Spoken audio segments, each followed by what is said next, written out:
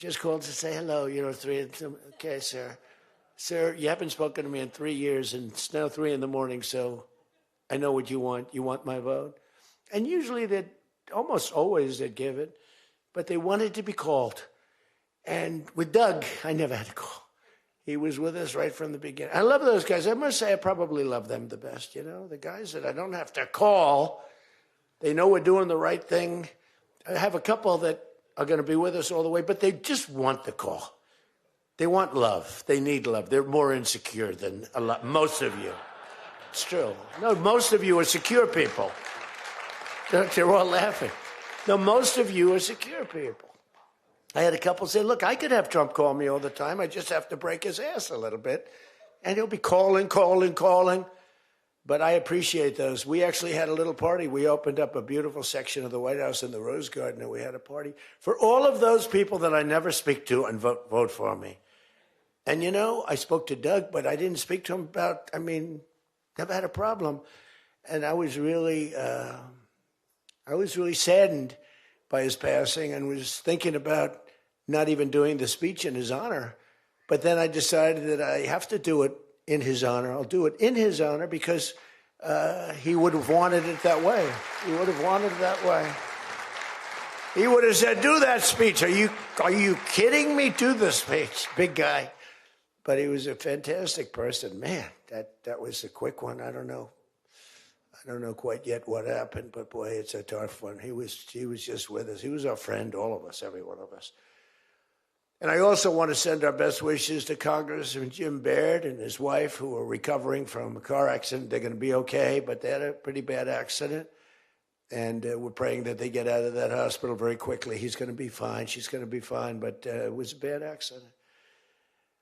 And I want to thank the man who has been central to so many of our triumphs. He really has been. He's the guy that would call me to make those calls all the time. He's always working.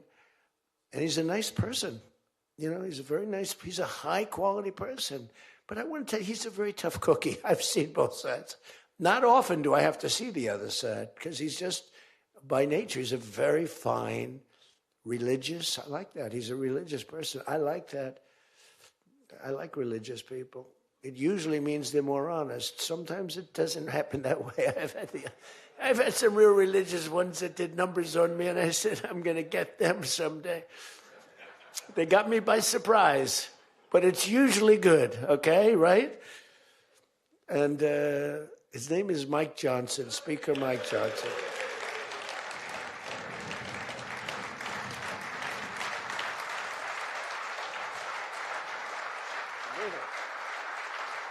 He has my complete and total endorsement. Stand up, Speaker. So, but it is true. A lot of times they'll say, I wish Mike were tougher. He's tough. He's tough as anybody in the room, actually. But can't be tough when you have a majority of 3. And now, sadly, a little bit less than that. A little bit less than that, maybe. But you can't be Trump. You can't, I want you. You make 10 enemies, 20 enemies. That's the end of that, right? Everybody loves him. I would say there's one person he's given up on. I think he just gave up on this guy. He's so bad. He never votes for us. But no matter how good, he won't vote for us. There's a sickness there. There's something wrong. You can have the greatest bill, the greatest for the country. Forget about for Republicans. Great, great, great for the country. I'm a no vote. We don't even bother calling him at 3 in the morning, do we? Huh? But I want to thank another guy who's as tough as they come, because he went through something that none of us have gone through. I went through a little shot, but I get that throbbing feeling every once in a while. But what he went through was incredible. And that Steve Scalise, he got hit hard. Where's Steve? Steve.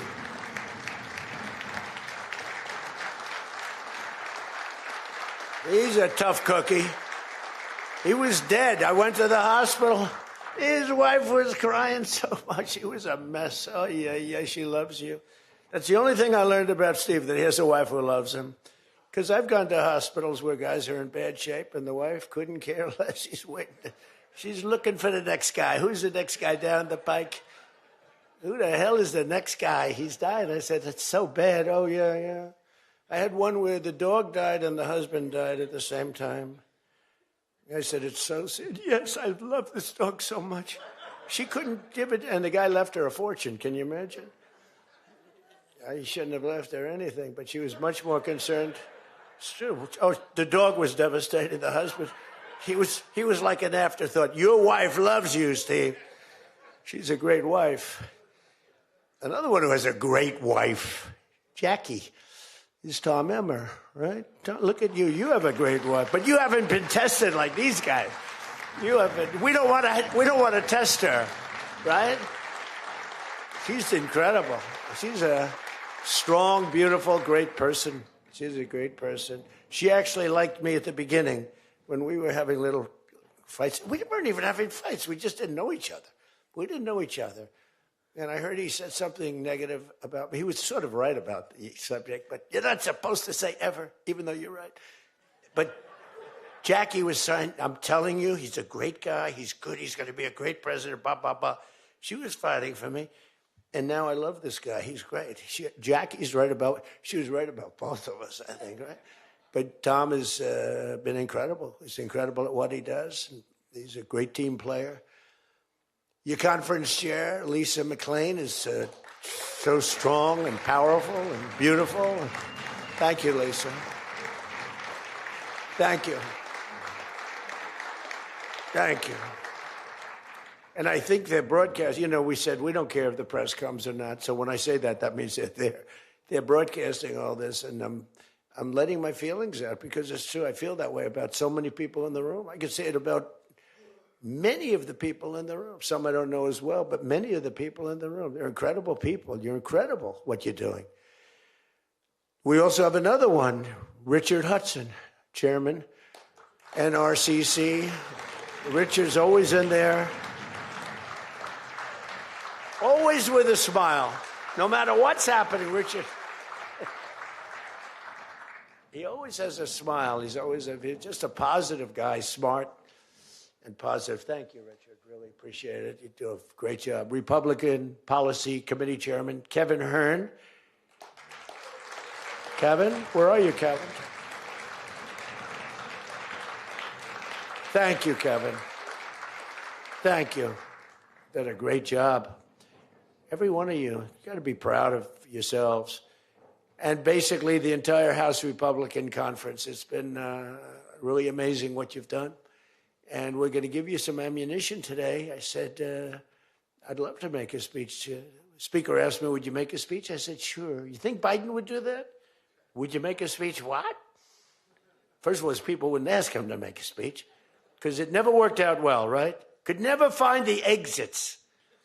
You finish, look, stare here, stare there, stare here. You could jump off the front if you had to. No matter what he did, he got himself into trouble. So basically, they didn't ask him to, but if he did, it wouldn't be good. But it's good with me because, we have so much ammunition. We have ammunition. The problem is the fake news.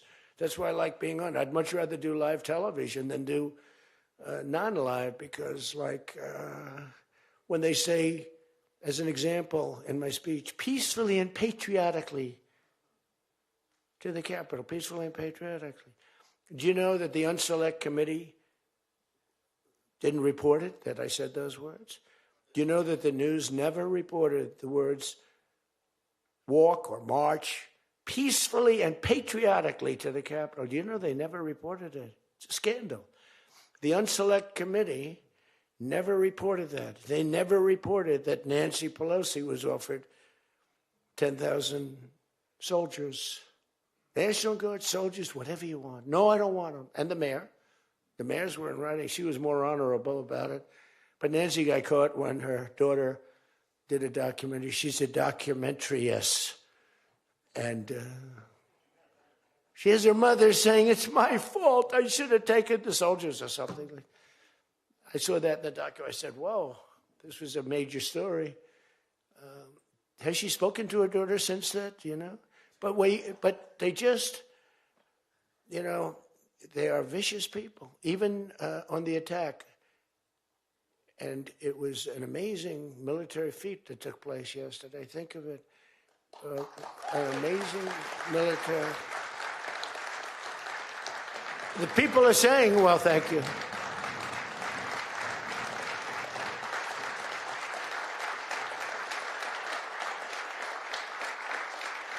You know, people are saying it goes down with one of the most incredible. It was so complex. 152 airplanes, many. Talk about boots on the ground. We had a lot of boots on the ground. But it was amazing. And think of it, nobody was killed. And on the other side, a lot of people were killed. Unfortunately, I say that, soldiers. Cubans, mostly Cubans, but many killed. And they knew we were coming, and they were protected, and our guys weren't. You know, our guys are jumping out of helicopters, and they're not protected, and they were. But it was so brilliant. The electricity for almost the entire country was, boom, turned off. That's when they knew there was a problem. There was no electricity. Caracas, there's no electricity. It's not the only people with lights were the people that had candles. It was just off. So we sort of got them a little by surprise, but it was brilliant tactically. It was an incredible thing. But I watched where Schumer, he's such a bad guy. I mean, I've known the guy for a long time, and he's such a bad guy. You know, at some point they should say, you know, you did a great job. Thank you. Congratulations. Wouldn't it be good? I would say that if they did a good job. Their philosophies are so different. But if they did a good job, I'd be happy for the country. They've been after this guy for years and years and years. And, you know, he's a violent guy.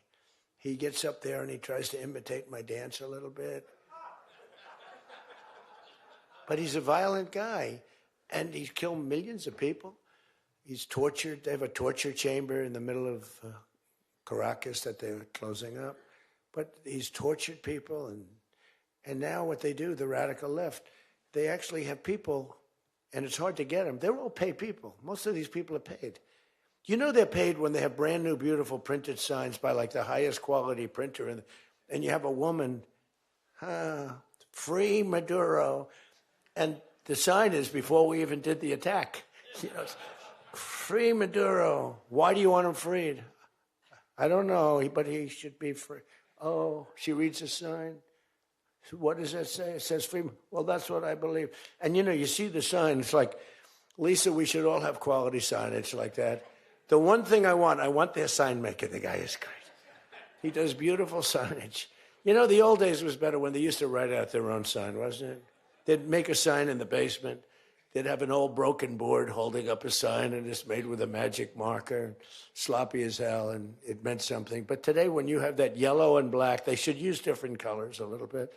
But the yellow is a beautiful shade of yellow. No, I want to find out who that is. I want him to work for the Republican campaign. He's much better than our guy, whoever the guy is. But the United States proved once again that we have the most powerful, most lethal, most sophisticated, and most fearsome. It's a fearsome military on planet Earth, and it's not even close. You know, I've been saying it for a long time. Nobody can take us. Nobody. We don't want to have it. We don't have a discussion, but you read all and you see everything else. Nobody could have done that. Nobody has our weapons.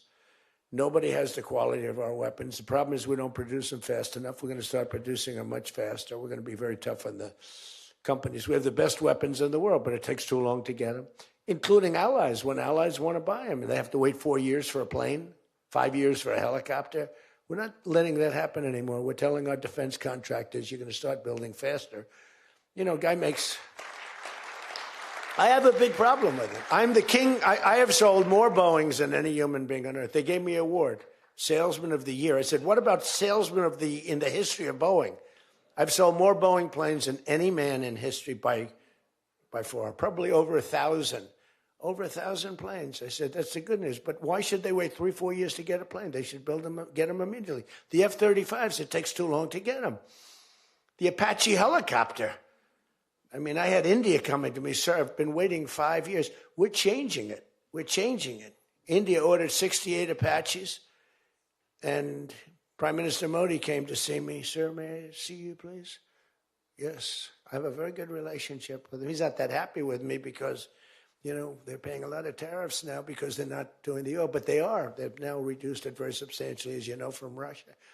We're getting rich because of tariffs, by the way. I hope everyone understands that. They hate to report. We're going to have over $650 billion poured into our country or coming in shortly because of tariffs. They're finding all of these pockets of money. A couple of weeks ago, sir, we're off by $39 billion. Oh, is that good or bad? Meaning, do we have it or are we short of it? Sir, it's $39 billion that we can't account for. That means we have an extra 39. Yes, sir. I said, well, what are you saying? We just don't know where it came from. I said, check the tariff shelf. Sir, that tariff doesn't start until September. He said, no. It started about a month and a half ago. Check it. Comes back 25 minutes later. Sir, you were right. It came from tariffs.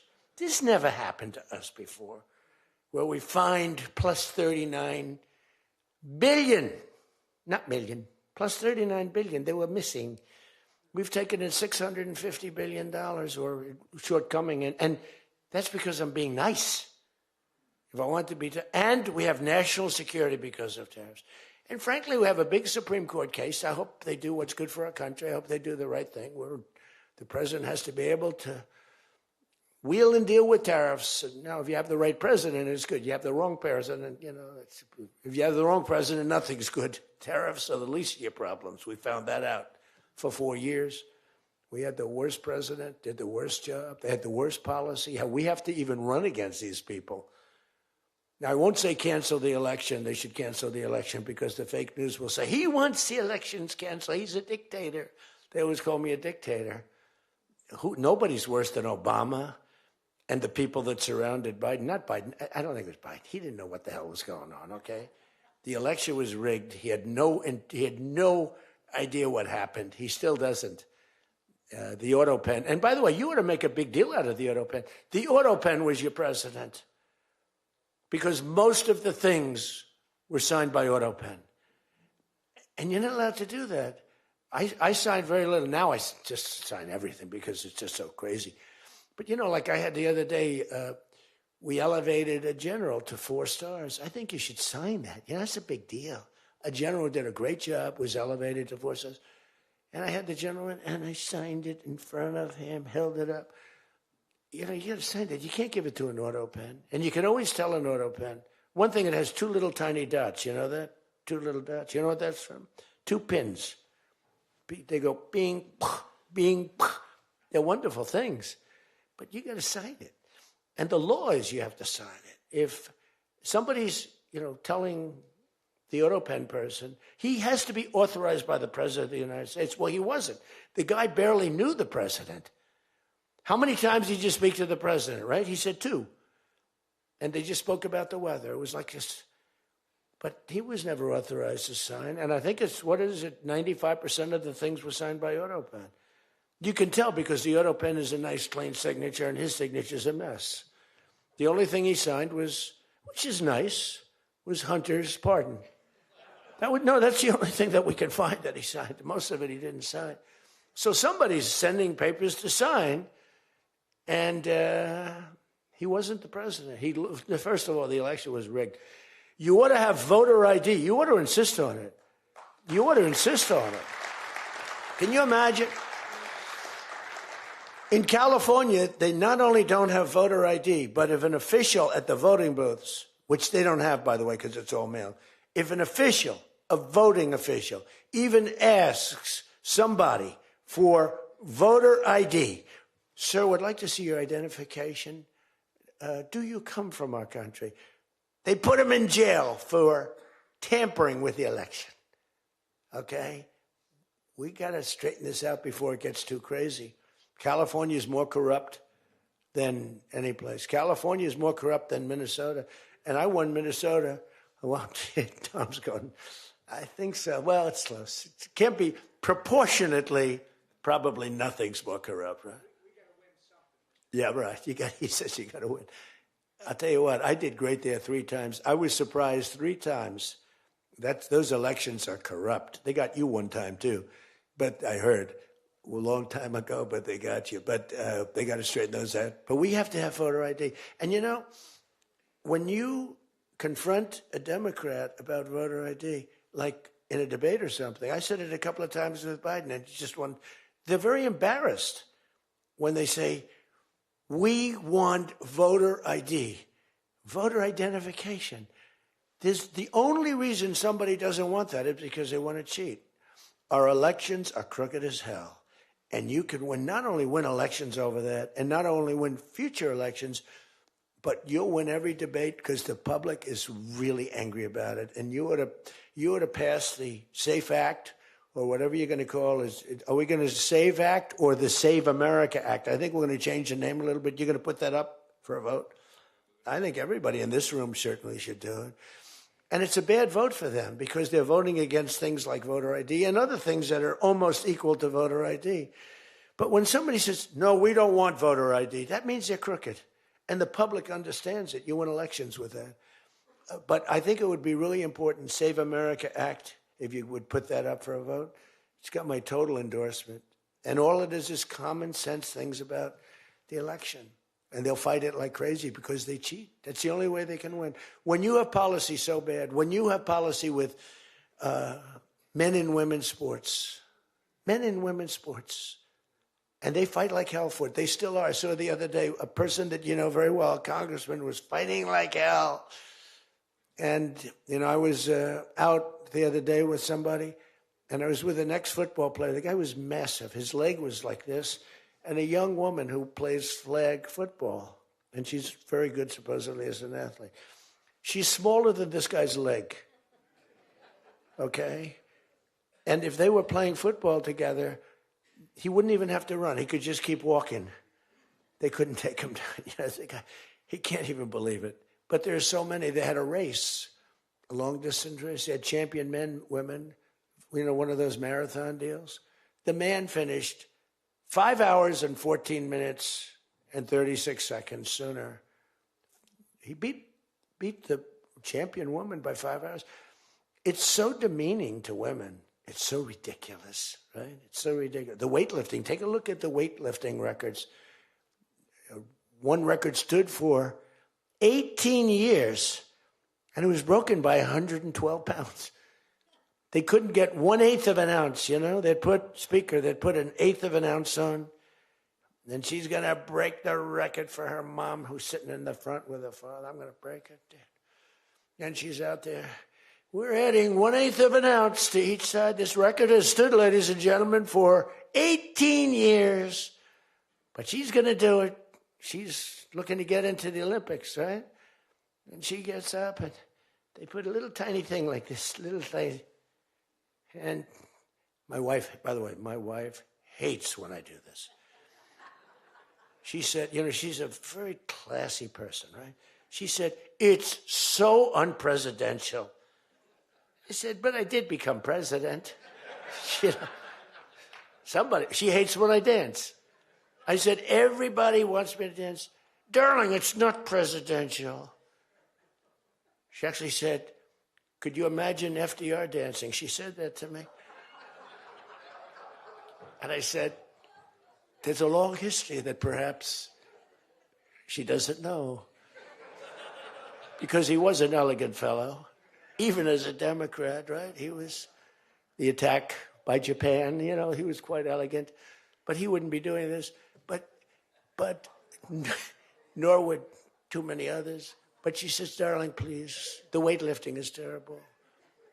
And I have to say this, the dancing they really like.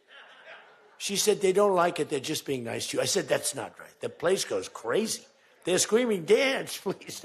But the weightlifting, but no, the girl gets up. And you see, I want to be more, but I have somebody watching. I want to be more effusive. I want to really, yeah. But she gets it, and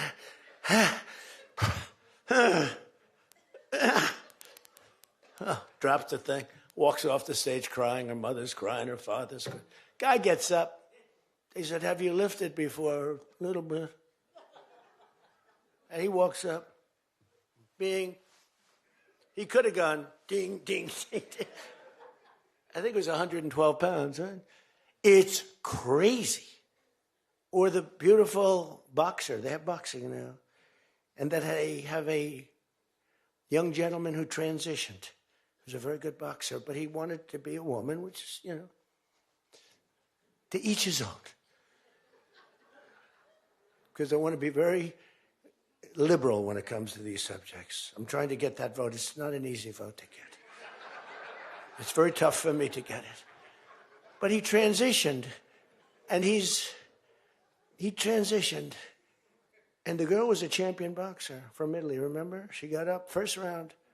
He hit her, boom, with a left. A left, for those, everybody here knows about. But a left, Lisa knows better than anybody. But a left is defense. He goes, boom. She's like, oh my. She walked to the corner, remember? She didn't go down, but she did everything else. But she said, I've never been hit like that before. I don't want to go out again. You can do it. You can do it. Bang. She walked off. She said, he happened to win the gold medal, that young woman. He won the gold medal. There were two transition people. They both won gold medals. The whole thing is ridiculous. You have policy on your side. They don't have policy on your side. Right? You have policy. And I saw this guy fighting like hell. The swimming records is ridiculous when you look at the swimming, any records. It's crazy. And it's so demeaning to women. Women are and for a long time, they refused to talk about it. They were embarrassed to talk about it. Now they do talk about it. They talk about it openly. But they have the worst policy on everything, open borders. We want open borders. They still want an open border.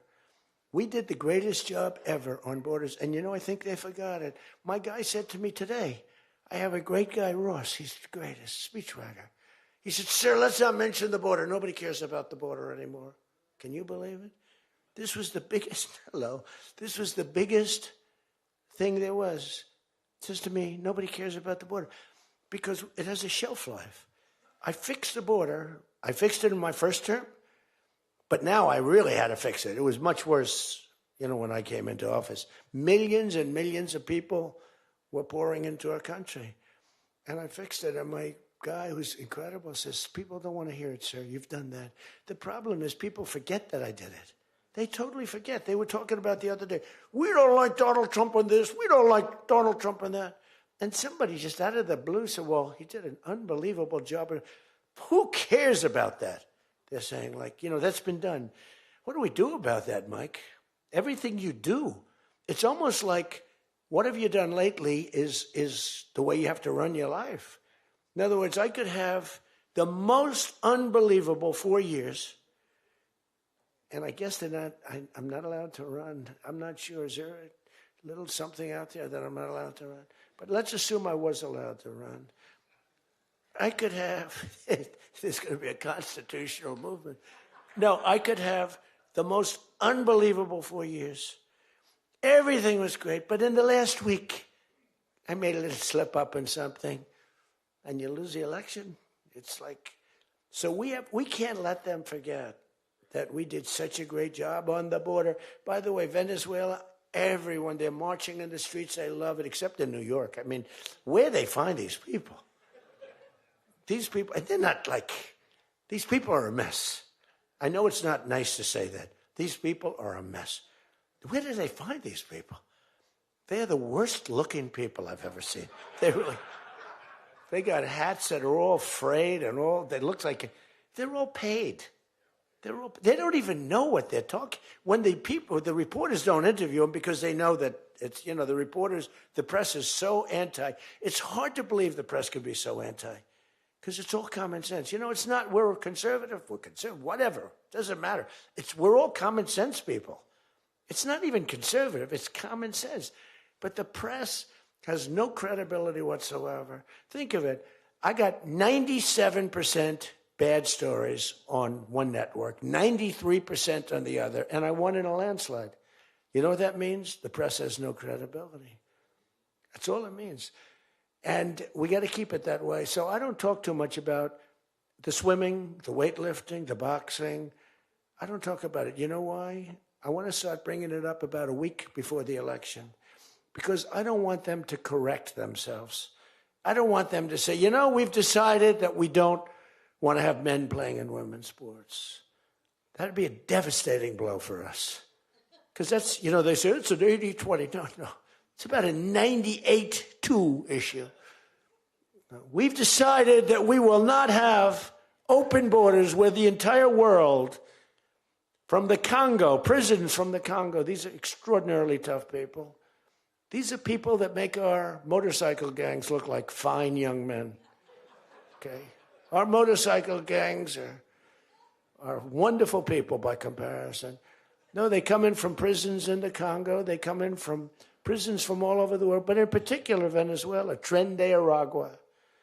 Tren de Aragua comes in, and Tren de Aragua, they say it's the worst gang in the world. It makes our gangs look like little sweethearts. It makes our gangs, you want to take them out to dinner, they're so nice. They cut off the fingers of people. One guy makes a phone call in Colorado. The governor stinks in Colorado. He's no control. So Tren de Aragua, they don't want to do anything about it. So ICE has to go in and take them out because the governor doesn't want to do anything. But they make a phone call.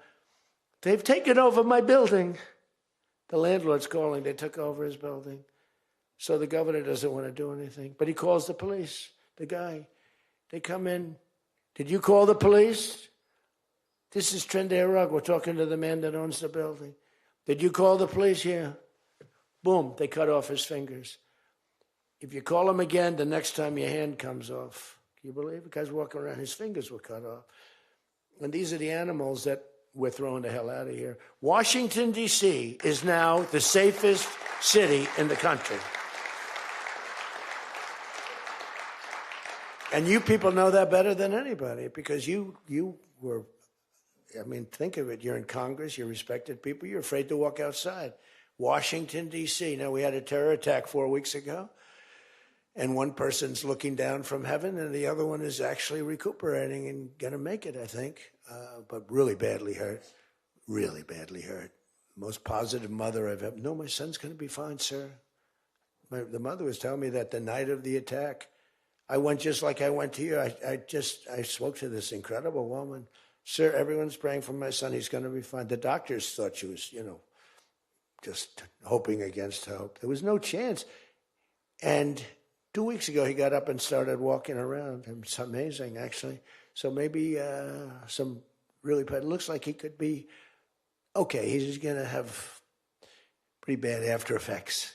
But that was a terrorist attack on people that are doing a great job. And it could have been anywhere. But we haven't had a murder. We would have, on average, 2 murders a week in Washington. I don't even like talking about it. Two murders a week in Washington, D.C. We haven't had one in 7 months. People can walk out now. You can walk down with your wife down to the restaurants, which are booming, by the way.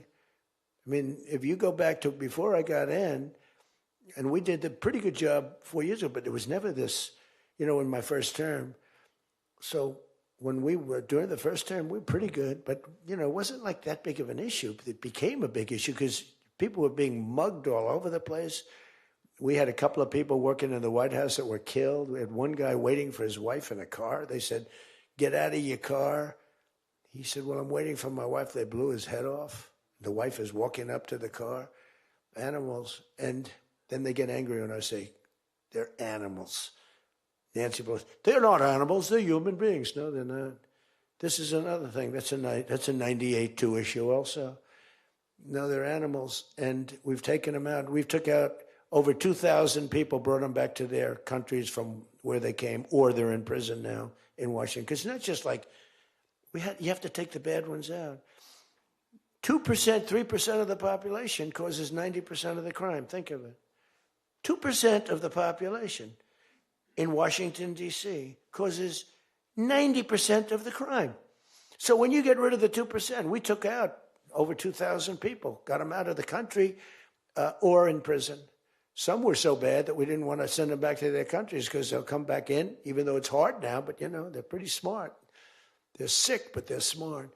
But you're now living in one of the safest cities in the country. It's a great thing. You can walk to the restaurants. Restaurants are booming. New restaurants are open. They were all closing. You wouldn't have had a restaurant. And I don't know about you, but to me, those soldiers standing there look so good. I'm not going to feel safe walking down the street without them. I don't think you would either. Even though, we took out so many criminals, I just feel better. To me, they're beautiful. I look at these soldiers, and you feel safe. You feel safe. I don't think if we took them out, even if the crime wasn't much, it would definitely be more. We did a great job in Chicago. They don't want to talk about it. We, against all this slob of a governor, this stupid slob, who's the family threw him out of the business. He was a dope, and the Pritzker family. But they threw him out of the business. And the mayor, he's a low IQ person, extremely low IQ. We should give everybody, like, these competency tests, right? The cognitive, they call it cognitive. I'm the only president that went for cognitives. I think every president and vice president should be forced to take cognitive exams, mental tests, like, are they intelligent? Wouldn't it be nice? Do you think Walz could pass a cognitive test, as an example? Do you think Kamala could? I don't think Gavin could. He's got a good line of crap, but other than that, he couldn't pass. I mean, here's a guy who didn't want to have water coming down from the Pacific Northwest. Why? They have a little tiny fish, this big, it's a little tiny fish. Not doing well. You know why? No water. They're sending water. It's too much. It's killing the fish, so they cut it off. And then they have 25,000 houses burned down. They don't know why. No, I think, I believe in it. I'm the only one that took a cognitive test. I do, it's the worst. If I don't do a medical exam, because I've had times where I went longer, because I'm busy. If I don't do a medical exam, they say, Trump's not doing an exam. There must be something wrong with him. If I do the exam, they say, why did he do this? Why did he do this part of an exam? He did too much. There's something wrong with him. Do you remember there was a period, Mike, where I had 32 days in a row I did one press conference, 2, 3, sometimes 4. I do them behind the desk. I don't even just do it. I do press conferences. But I do many press conferences. So in 32 days, and then one day, just one day. This is 32 days in a row. Must be some kind of a crazy record. Then one day, do you remember I didn't do one? Because I took Kai, my very brilliant golfer, beautiful young lady who swings the club so beautifully. She's a great scratch golfer and loves playing. Grandpa, would you take me to play golf? So I ran, I play golf in record. I play speed golf. It's better that way. You know the expression? Miss it quick. No, I play speed golf, but I'm a good golfer. Everybody knows. Anybody that I've beaten in this group. But I love to play golf, but I don't get to play much. But I took off 2 hours, and the press couldn't find me. But they knew I was there because they follow me. And I was getting, are you okay? Guys are calling me up. Some of the guys in this room. Sir, are you okay? Yeah, what's the problem?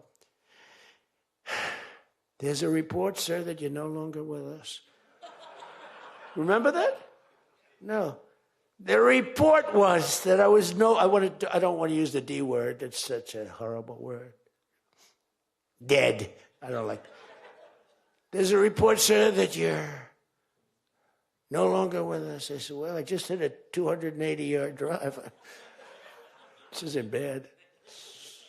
And, it's one of the, and it took me a couple of weeks to get that one straightened out. The new one is they did a report in the fake news New York Times where I worked this day from early in the morning till late in the evening, but we don't give out a full schedule. It's like who the hell wants to give out a schedule to these people? But it's all work. And this, in particular, this day was brutal. I never got to leave the seat. You couldn't do anything. It was just one after another after another. And this went on from early in the morning till late in the evening. And my people gave out a report. He had lunch they show a report, lunch with somebody, and they did a story. Donald Trump is slowing down. He only had lunch. And then he went back up, and they said, that's malfeasance, whoever did, right? No, it's terrible. I was actually more angry with my people than I was with the New York Times. But they wrote a story, and it takes you a period of time to recover from these hits. And it's almost no matter what you do, but you have to keep a positive eye. But we have a fake press. We did a thing that's so incredible on medicine that nobody has ever done it. Reducing favored nations, most favored nations, we reduced the cost of medicine at levels that have never even been dreamt of before. We should win the elections on just that thing if we did nothing else and went home, go home. We did favored nations where we're bringing down the price of a pill. As an example, in London, the pill sells for $10. In New York, it sells for 100 nations. So the other nations used to tell the drug companies, we're not going to pay more. You kept it for years, the same price. Everything, we just kept going up, up, up. And finally, I had the drug companies, and I said, listen, fellas, you can't do this. Can't do it anymore. I'm not going to let it. We're going to do it, and you're not going to do it. And I did things to them that were brutal, but I really found out it was the nations that were so tough. So when France was told that the pill will go from $10 to $30, it's a big increase, right? But it's not really. And that ours would come down from $12 or $13 down to $30. So theirs would go from 10 to 20 or 30, and ours would go from $13 down to, meaning $130 down to 20 or 30. So it's a huge drop for us. Now, depending on the way you calculate it, it could be thousands of percent down. It could also be 90% and 80%. You know, there's two ways of calculating. I don't know if you know. They said, Donald Trump exaggerated. Now, there are two ways of calculating it. But calculate it at 80, 90%. But the other way is more accurate, like 900%, because that's what it really is. But there are two ways, but to be generous, 90%. There hasn't been a reduction in 28 years, except for the 1 year where I got it down 1/4%, and I had a news conference. I was so proud of myself. The drug prices, prescription drugs, are going to be down by thousands of points, thousands. On that one item, you should win this election. The New York Times barely wrote about it. The other papers barely wrote about it. Nobody even knows that the drug prices. Now, people will say, you don't mind if I don't read this crazy teleprompter, do you? Because, do you mind? Because I have, it's called standard. But these things are so important because you guys got to get elected. Because if you don't get elected, we have a country that's going to go to hell. So we can't play games. Ladies and gentlemen, the sun will rise tomorrow, and when it rises, we don't need this bullshit. We need to talk about favored nations. And your numbers are coming down at levels that nobody's ever seen. We inherited high prices. We inherited a mess. We inherited the greatest inflation in history. And you know what was knocking it down? The bad economy that we inherited. We inherited bad. We now have the hottest economy in the history of our country. We have $18 trillion being invested in the United States. You have, every one of you have car plants, AI plants, plants of all different types. Because of tariffs. I hope we get the good ruling from the Supreme Court. I only hope we do, because it's given us tremendous national security. So let me just finish up, because I weave. I love to weave. If you ever weave and don't come back to the point, then that's a problem. Then you say, but when you weave and you go here and boom, boom, boom, always coming back, then you're in good shape. But what's happening is by doing what I did, we're getting numbers that are so low. But what did I do to the countries? I said, France, your health care for prescription drugs is going to go up triple. It's going from $10 a pill, just as an example. I call it the fat drug. You could say the fat drug, Ozempic. Ozempic is $80 in London, and it's $1,300 in New York. The fat drug. A friend of mine called me up. He said, what the hell is going on? A very rich guy, but I said, the fat drug doesn't work on you. Why are you even taking it? The drug has failed miserably, but he's a very loud, boisterous. He's not a bad guy, not a great guy. Smart as hell. But he's a very rich guy. This drug, he could have paid millions for it. It wouldn't have mattered. But he said, in London, I'm paying $80. In New York, I'm paying like many times more than that. What the hell is that? That's because of what's happened. Because the nations held us back. So the drug companies, I made a deal with them. You're going to do it? They said, whatever the nations agreed to. The nations were a bigger problem than the drug companies. So I said, you tell me they'll never agree, sir. I said, 100% they will. 100%.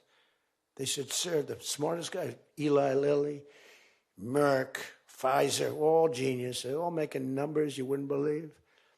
The defense contractors are making more.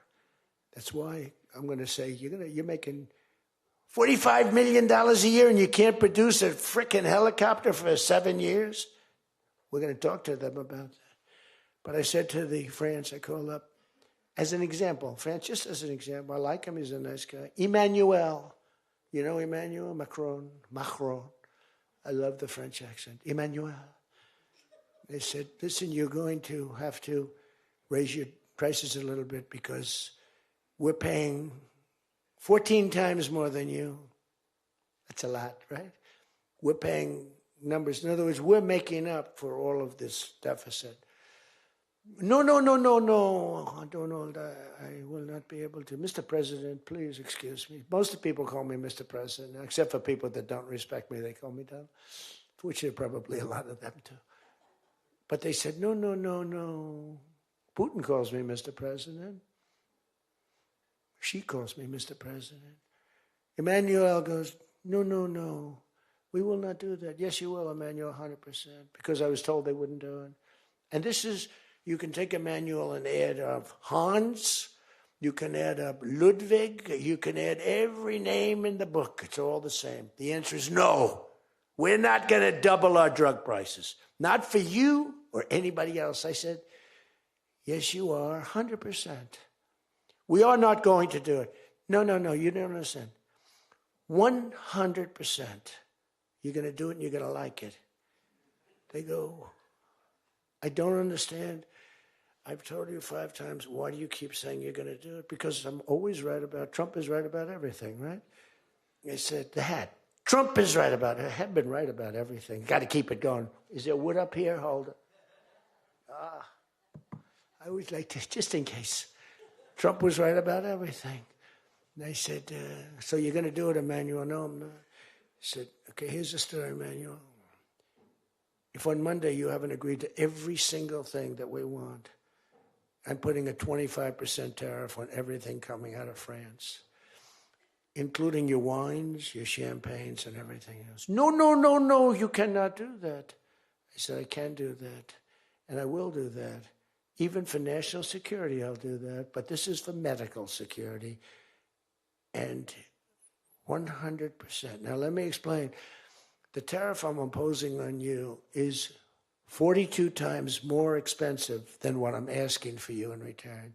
So you can either have a 25% tariff added on to you, like I did with China on fentanyl. I put a 20% penalty tax on China, and it's drying up, because the tax is far more than they make with fentanyl. But with the other nations, I said, you're going to do it. And you know what he said? You can't do that to me. I said, yes, I can. Don't worry about it. It's not going to be that bad. You just have to explain it to your people, your 39 million people, that, by the way, don't vote by mail. They vote on paper ballots.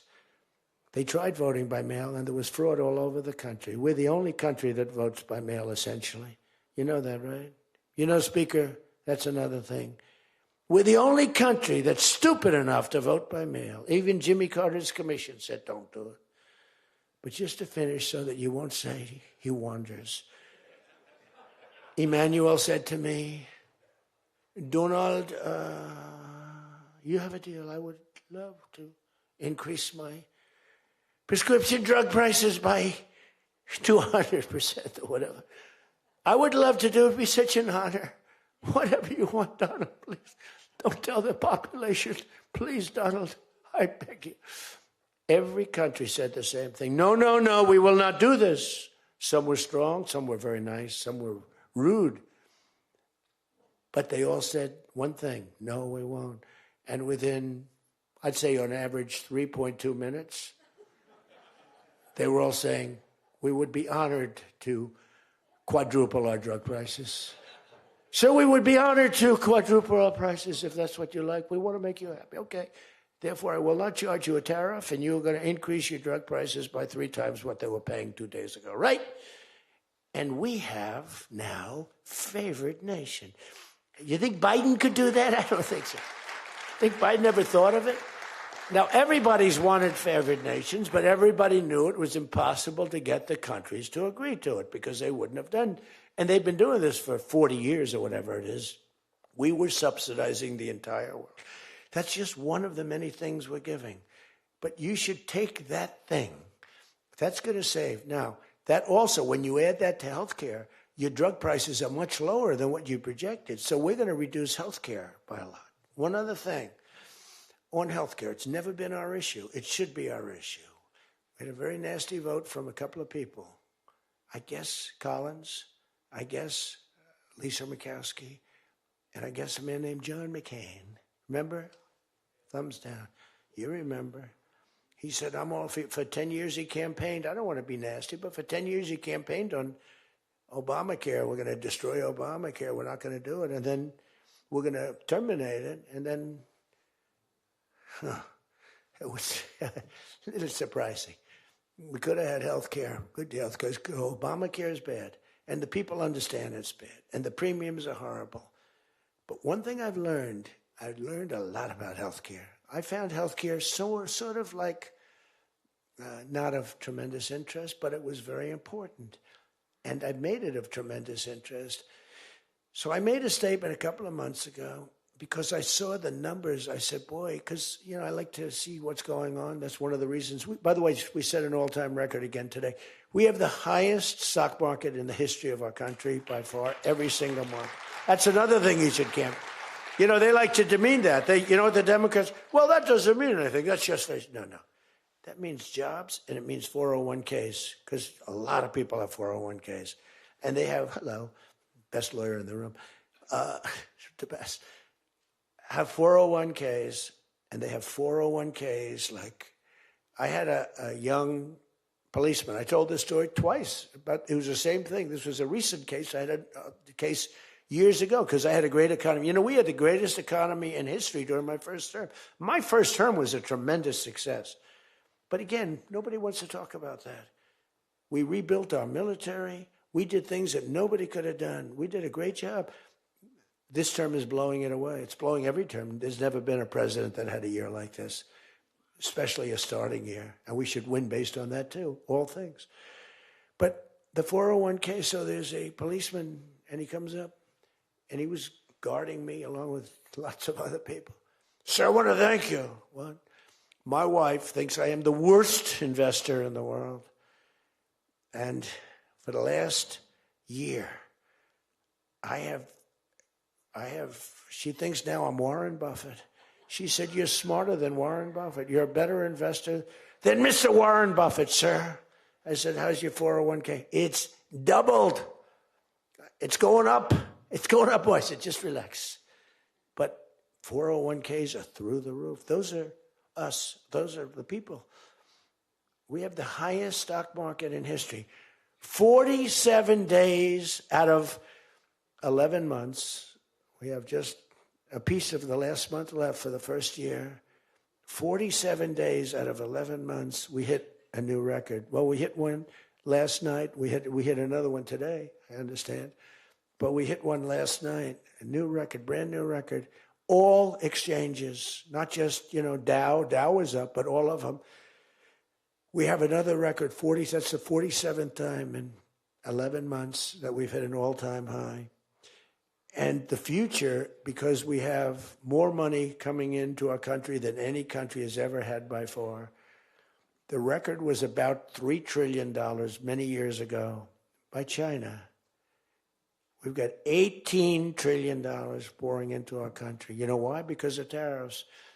Because if they build a factory, they don't have to pay any tariff. But if they make it in another country and they send it in, they have a very big tariff to pay. So they can't pay that tariff. So what they do is they come in and they're building. By the way, this is what China did to us for many years. It's just reversing it. Other than we have a great product. We were losing our product now.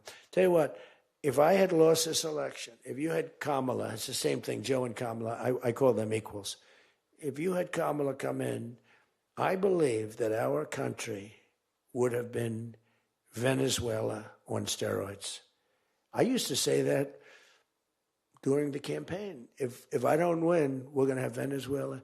So we have 18 trillion coming in. I think we could hit 20 trillion by the time the year is up, right? It's less than 1 year, 18 trillion. The record is $3 trillion. $3 trillion is a lot of money. 18 trillion is not even thinkable. That's all investment. That's building factories. That's building plants. You know how many car factories we have? Half of you guys are having car factories where you are. Louisiana is doing great. Georgia, right next to you, is doing great. Hello. Nice guy. All nice people. Actually, in this room, I can't see it. Is there anybody I'm supposed to dislike in this room? I think that a couple of people maybe didn't show up. There's only one that I really dislike. I mean, the same person that Mike gave up on, because there's something wrong with him. He's a sick person. But there's only one, really. The others, you just have to understand them. You know, they have some problems too. But you just have to sort of go with them and understand them, feel sorry for them. Advise their family, are they okay? Because what we're doing is right. But $18 trillion, car plants being built. I was in Japan. Somebody admonished me, he shouldn't be traveling. I don't like to travel.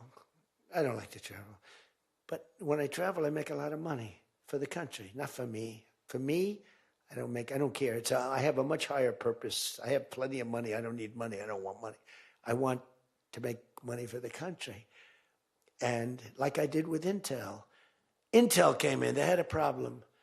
I said, I can solve the problem, but I think you should give the United States 10% of your company.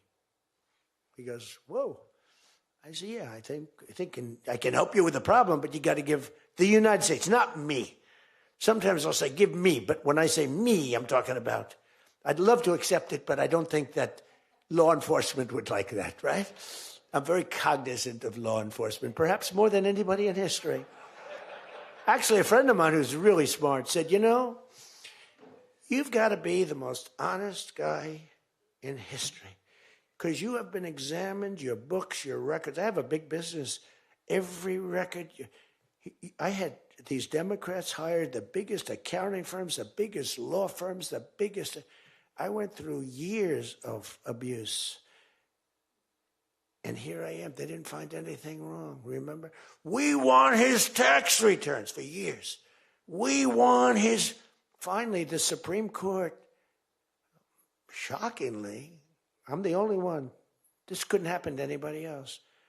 You have to give your tax returns, right? I gave my tax returns. They're from here to here. It's a big business. It's a great business. And I built a great business, like much bigger and better than anyone even understands. But I gave my tax returns. They go from here to the ceiling practically. They got them. Headline, Trump to give tax returns. Supreme Court ruled I had to give my tax return. Can you believe it? Everyone said, you're not supposed to do that. And by fighting, they think you're trying to hide something. You know, naturally. I gave my tax returns. That's the last we ever heard. They hired the biggest accounting firm in the world, most powerful lawyers in the world. They spent millions and millions of dollars going over those returns. There hasn't been one story that I did anything wrong. So this friend of mine who's highly sophisticated, rich guy, smart guy, said there's nobody that I know that could have gone through an examination like that and not ended up in prison. Nobody ever had to suffer like I did. Nobody ever did that to anybody else. You know, there was an expression, Andrew Jackson was the most abused president in the history of the United States. You know who second was? This is before me. You know who second was? Abraham Lincoln. But he had a civil war, so we have to give him a pass. But Andrew Jackson was treated horribly. He was a great general and a good president. So bad that his wife died. I mean, his wife died. They were horrible. But I just saw a report came out the other day. I blow them away. He never got impeached twice. I got impeached twice on nothing. On a perfect phone call, remember? Perfect phone call. Tim Scott, who's a great guy, great, wonderful guy, South Carolina, straight guy, right? He is a good guy, good person. He's an honest person. He read a transcript. Thank goodness I had a transcript. Essentially, the call was taped because they tape calls. I didn't even know. So was that call taped? Yes, sir. I said, oh, well, bring it down. I don't even know. And we read the transcript. It was perfect. It was so good. I told Ukraine not to cheat. And if you see any cheating, report it to the Attorney General of the United States. That was my call. They said, he was trying to intimidate. All I said is, don't cheat. And we have a signed agreement that Ukraine can't cheat. You know that. It's the only country we have actually signed. They violated the agreement many times, I would tell you. You'll find out. I was right about that, too. But nobody's gotten treated. But this guy said to me, for you to have escaped. But the one thing, and I'll just end it, because Jim Jordan back there, world champion wrestler, 128-1. Whatever happened to the one guy? The Russian. He lost. How dare you lose to a Russian? Do you know the more impressive record for Jim? Because I'm a big sports person. I love sports. Jim went to high school. As in high school, he was considered like the top wrestler. But he was undefeated in high school. Now, what that means is that as a freshman, he was beating seniors. Is that true? Were you actually undefeated? Seriously, were you undefeated in high school? That means as a freshman, he had to beat seniors, Steve. Nobody could, because there's such a difference between a freshman and a senior. To me, that's more impressive than anything. But I'm also impressed with his fight. Now we have to close the deal, Jim. We got to close the deal. Close that deal. So, I respect. I saw Jim, and the first time I met Jim, I looked at him, and I said, tough-looking guy. But I noticed the ears, they were a little rough. They were a little bit of a rough. Some people would say a little cauliflower on that ear. They said, Jim, have you wrestled before? Yes, I did. Where? Was it Ohio State? Something like, he was an All-American at Ohio State. I said, yeah, I could sort of tell. I look at the ears and I can sort of tell.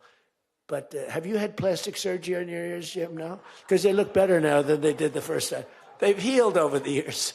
They've healed. Actually, now you're wrestling with probably much tougher people, the radical left lunatics, right? But anyway, so I just want to leave it by this. I want to say that you are great people. We have all of the policy. We have wonderful. Just stay together. We got a few people that make life very difficult.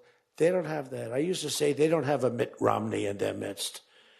I mean, Mitt Romney was very difficult. You know, he was almost like, for them, he was on the Senate side. But we have a couple of people that are really bad. I mean, they're bad, but maybe they'll straighten out. Maybe somebody in the room can sit them down and straighten them out, because what we're doing is the right thing for the country. We're not Republican or Democrat. We're doing the right thing for the country.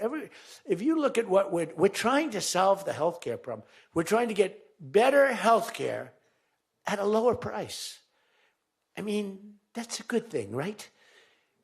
And the one thing I learned, and just in concluding, and I said it like a month and a half ago, And it was the number one thing in the country. Even the fake news covered it. They tried to put a negative spin on it, of course. I said, I read a story about insurance companies making a fortune. A fortune. Their stocks were up 1,700%. Who invested recently in a stock that's up 17? And that's because the money that they're getting from Obamacare is massive. And the government generally. That means they're making a fortune. And as soon as that, because I have a natural, I don't want to say it again, but I have a natural business instinct. I do. I've always done things. I've done some things that people said, you're crazy, and I made a lot of money with. I've done a lot of things that were good. I have an instinct, right? Somebody said, he's got the best political instincts of any politician in 150 years. I said, no, I don't. I really don't believe I do. I think I have good instincts. I have common sense. But they said that it was a very complimentary statement, but I don't believe that's necessarily right. But I do have good policy. I have good common sense. And maybe they wheeled that into instincts. And I did become president, so can't be that bad. And I never did it before. Don't forget, I ran for president. I had a politician telling me very strongly, they said, sir, I've run for office 20 times and I've won 17. And I know what I'm talking about. This was at the very beginning of my first time. I said, well, I've only run once, and I won, but I won for president.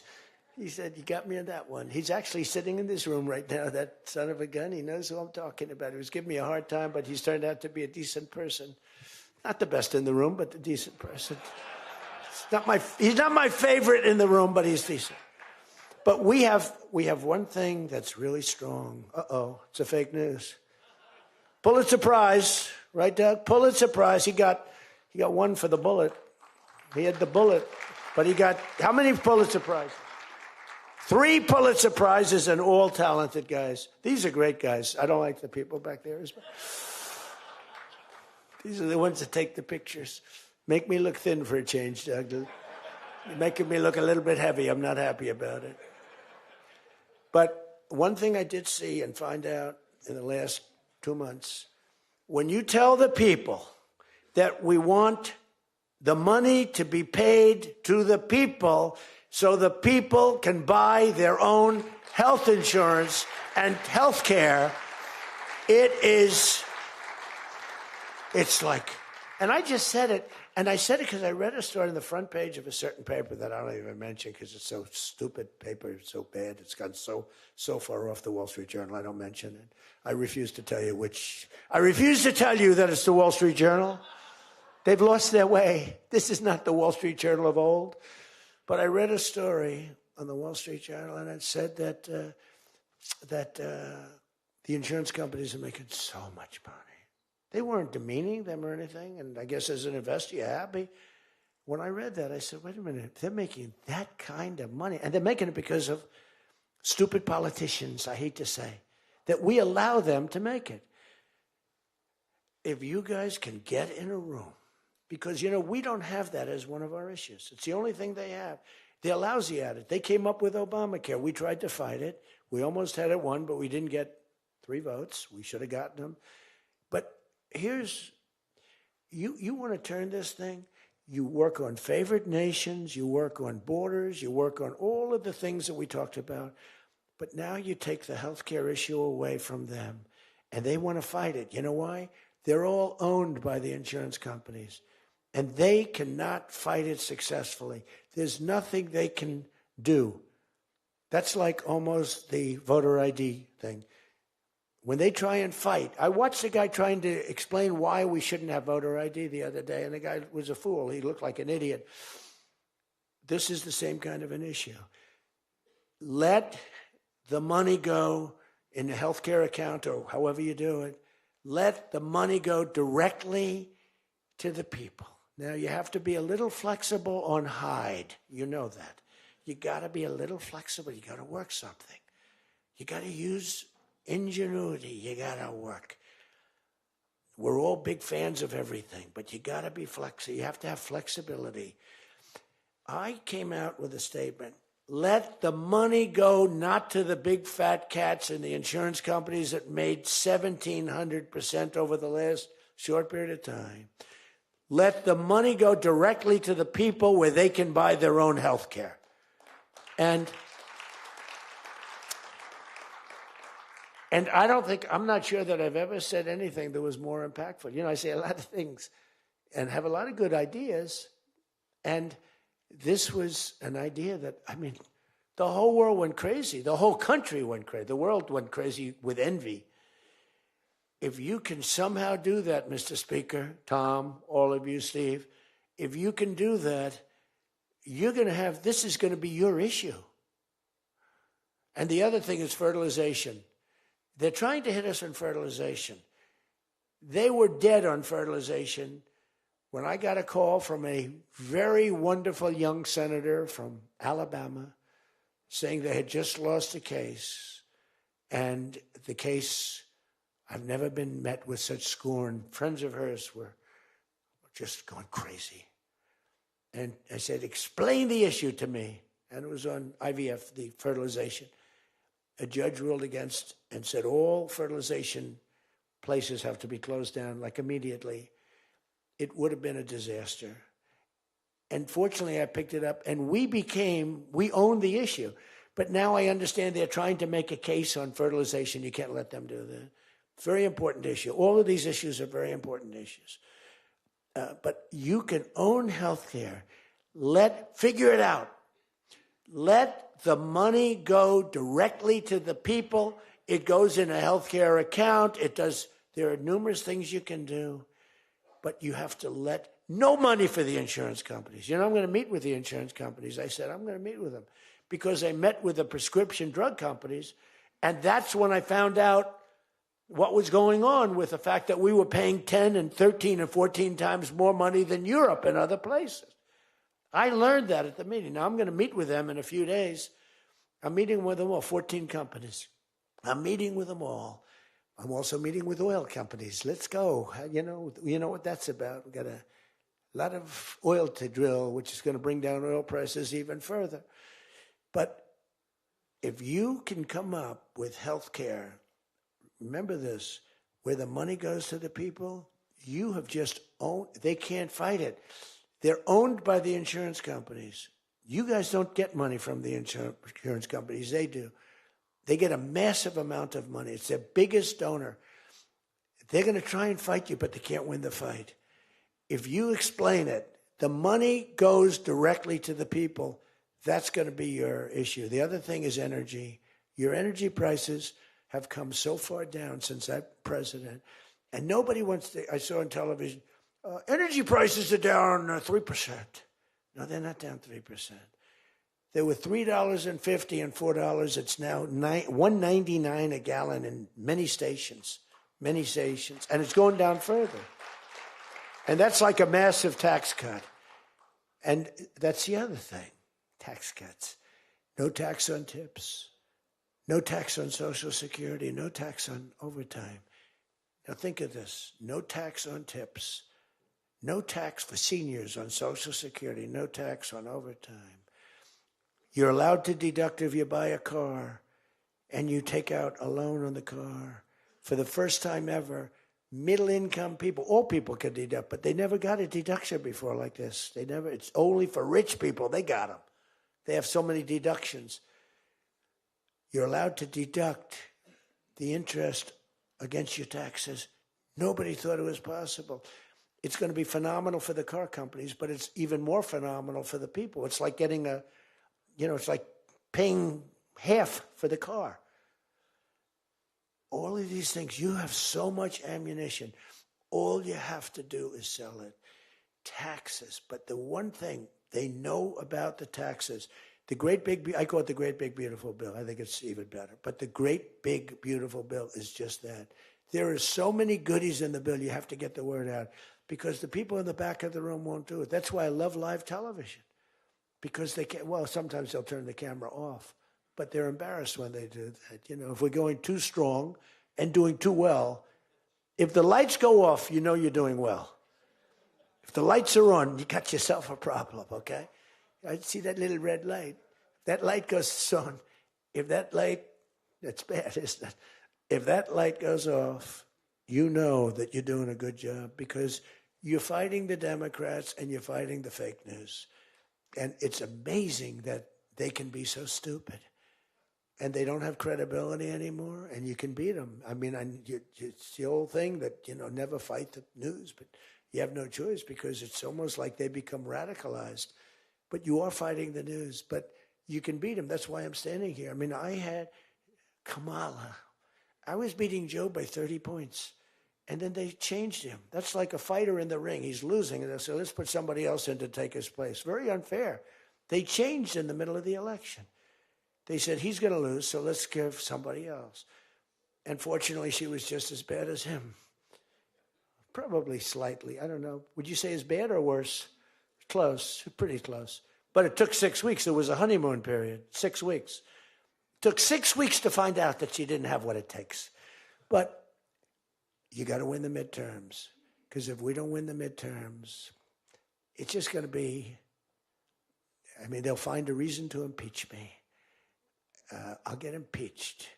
We don't impeach them. You know why? Because they're meaner than we are. We should have impeached Joe Biden for 100 different things. They are mean and smart. But fortunately for you, they have horrible policy. They can be smart as can be. But when they want open borders, when they want, as I said, men and women's sports, when they want transgender for everyone, bring your kids in. We're going to change the sex of your child. Just send them our way. In some cases, like in Minnesota, they don't even tell the parents. Is that right?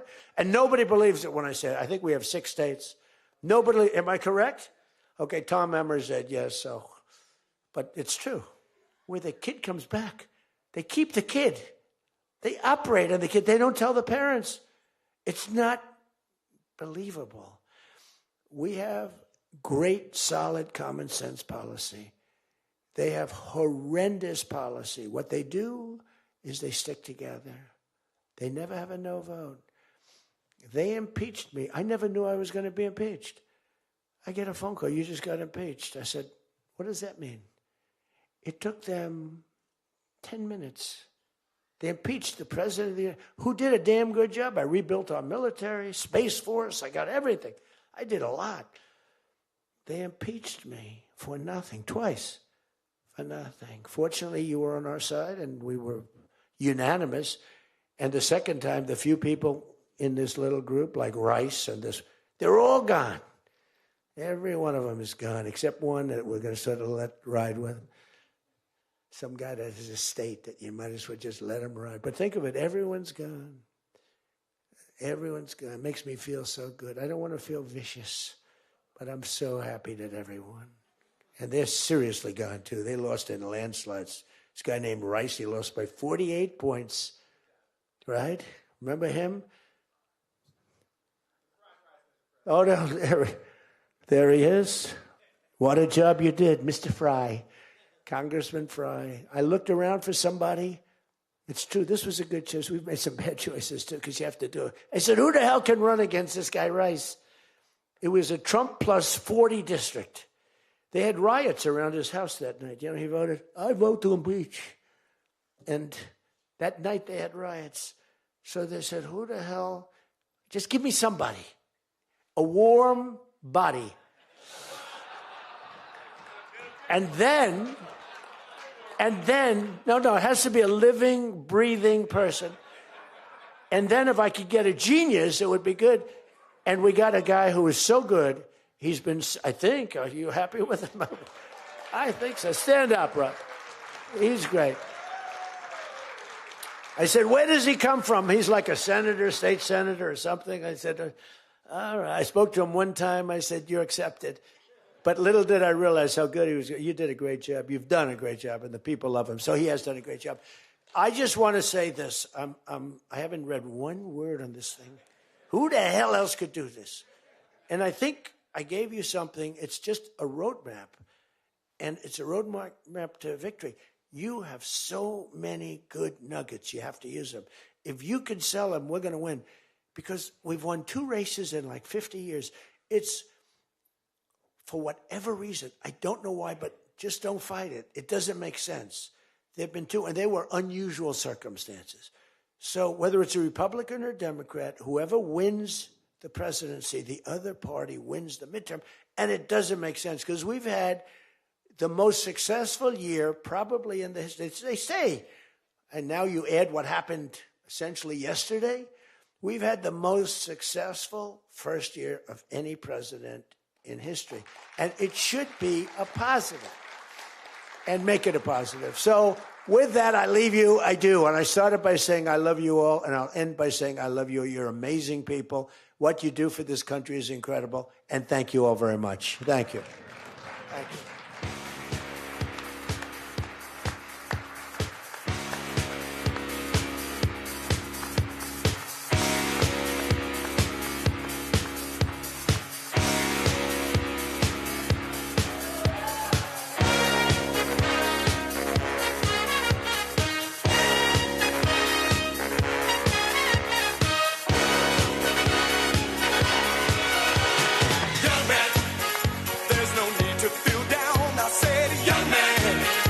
Yourself off the ground, I said, young man, 'cause you're in a new town. There's no need to be unhappy, young man.